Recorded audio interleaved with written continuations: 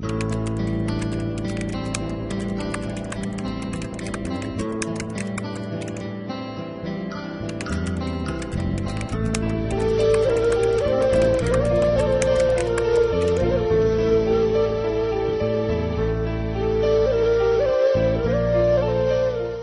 something to end TB in Kenya. Tuberculosis is an infectious disease that is spread through the air, caused by germs. And when a person has the disease and he coughs, sneezes or talks, he puts the germs in the air, and another person might breathe them in and then become infected with the disease. It is the fourth largest cause of death in Kenya, and therefore control of tuberculosis is a key priority for the Ministry of Health. A persistent cough lasting more than 2 weeks, chest pains, weakness, loss of weight and appetite, fever, night sweats are some of the main symptoms of TB. However, we have extrapulmonary TB that affects all other parts of the body except the hair and nails. 1 in every 3 people has TB bacteria in the body, also known as latent TB, meaning that they are infected but have not fallen ill. The Global Stop TB Partnership was started in about 2000 or thereabout. And it was to respond really to the growing burden of TB globally, and the need to have partners and people working together to advance TB, which had just been declared a few years earlier as a global health emergency. In Kenya, about 60 people are dying of TB every day, maybe more, which is basically like a bus crashing every single day. And so these are silent deaths that are happening in the villages and what have you that are not being recognized. So it is a major public health threat. Sasa ndio nikuja kugundua niko na TB, nilishindwa kukula. Sahani moja ya chakula siwezi maliza. Nikikunywa maji natapika. Sasa ndio nilienda hosi. Nikaambiwa niko na TB, kaandikiwa sindano. Sasa nimeenda sindano, nimemaliza. Sasa naendelea na madawa. Na kunyonga dawa ya 3 kwa siku mpaka ziishe miezi 8. TB is even more serious when it affects children below 14 years. Besides stigma, the children are faced with challenges from diagnosis to treatment. Close to 10% of all TB cases in Kenya are found among children below 14 years. Kama akona kitu 6 months nikaona akona shida ya kifua, anatibiwa na mrudisha hospitali kwa sababu homa ishi. Penye walimpiga picha wakaona akona TB. Wakaniuliza kama naweza chukuanga dawa huko kwao ama kliniki yenye iko karibu na mimi. Sasa kliniki yenye ilikuwa karibu na mimi ni Kangemi. Akaenda kimprove mpaka venye alimaliza hizo dawa. Zilikuwa tembe za kumeza, nampatia once jioni, nampatia na maziwa anakunywa. Last year nikaona tena ameanza kuwa weak. Kama ni kukula hataki, alafu sasa mwili yake inaendelea tu kudhoofika. Ndio nikamrudisha tena Kangemi. Wakaniangalilia wakaniambia apewe dawa tena kwa sababu ni kama imerudi tena. Wamempatia dawa za kumeza, amezimeza kwa 6 months akamaliza. Mimi niko sawa. Mama alinipeleka hosi, nafurahi kucheza na watoto wengine, naenda shule. Kenya, we are not doing very well in TB control because at the global level we are ranked 15th out of the 22 high burden countries. Those are the 22 countries in the world that contribute 80% of the total TB burden in the world. At the regional level, that is in Africa, we are rated number 4. That is after South Africa leading the pack, followed by Nigeria. Ethiopia comes 3rd, and Kenya comes 4th. So basically we can see we are not really doing well, and we need to put all the efforts we can to make sure that in the next few years we come out of this, I call it list of shame of TB countries. TB poses serious challenges to the country's health system and the socio-economic well-being of the nation. Majority of TB patients are aged between 15 and 55 years, representing the most productive segment of the population. Reports indicate that the country loses about 11 billion Kenya shillings to the disease each year. When you are sick of tuberculosis, you are not able to go to do your work, you are not able to fend for your family. Therefore, you lose a considerable amount of time spent as you are either in bed or feeling unwell. That is before the diagnosis.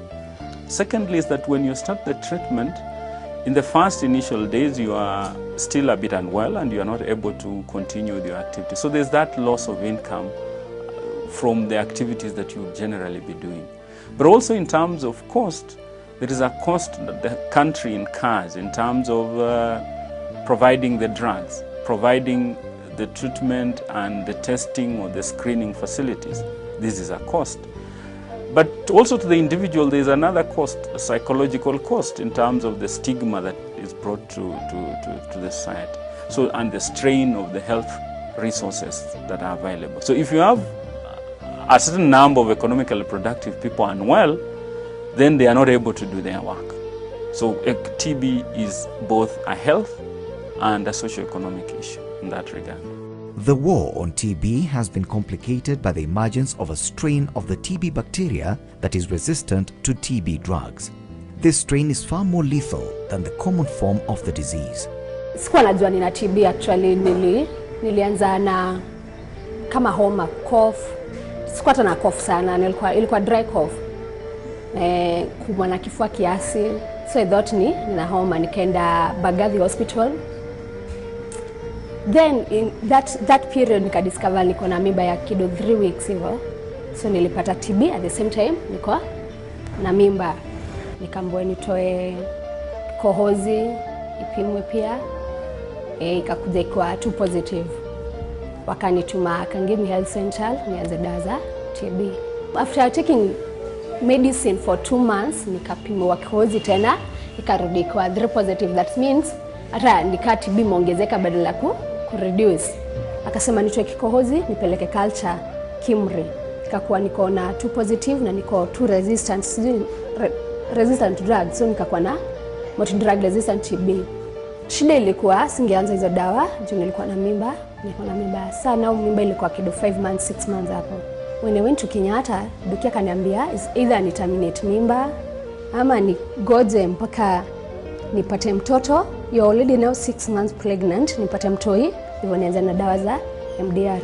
I used to take 18 tablets and 1 injection per day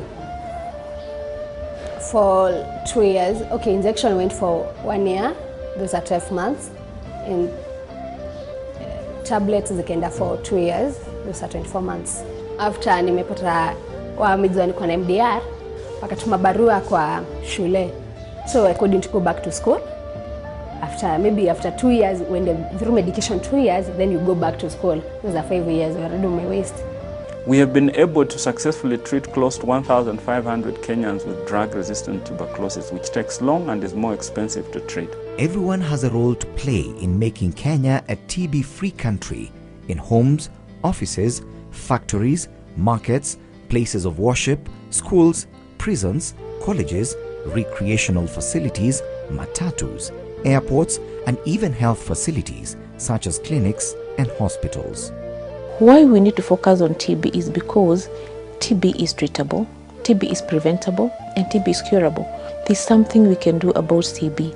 We just need to have the right information, we just need to invest in the right approaches, we just need to engage the right people, and we can eradicate TB. Sasa wakati nilikunywa madawa, nikasikia niko na nguvu, nikaachana nazo. Kuachana nazo ndio ikanirudia tena. Nikaenda hosi nikaanza madawa tena. Sasa saa hii najikakamua nimalize.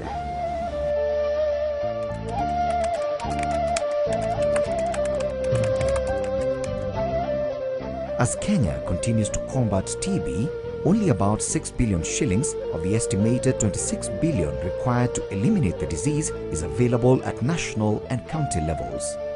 There is something which touched me most about a year ago plus, at that particular point is that the TB patient were put at a very big risk because of lapse of drugs, and we picked up an issue which was very delicate, and you can imagine as a country we ended up borrowing TB drugs from Malawi.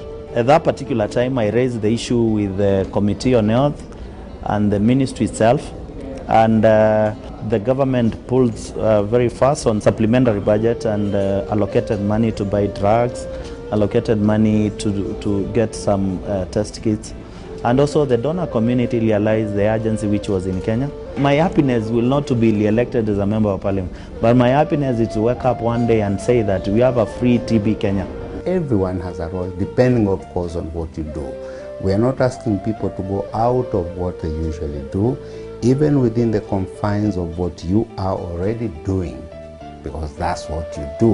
You can find space there to contribute to the fight against TB. And the Stop TB partnership will just basically be showing you the role you can play in the area that you are already in. We have to look for TB where it is, and that is in the communities, in the offices, in the churches, where we live. You know, the difference the Stop TB partnership is out to look to bring is looking for those sectors that have not been engaged, especially the private sector. Let us unite to make Kenya TB free. Today we launched the Stop TB campaign. Do something. Do more. Do better Together.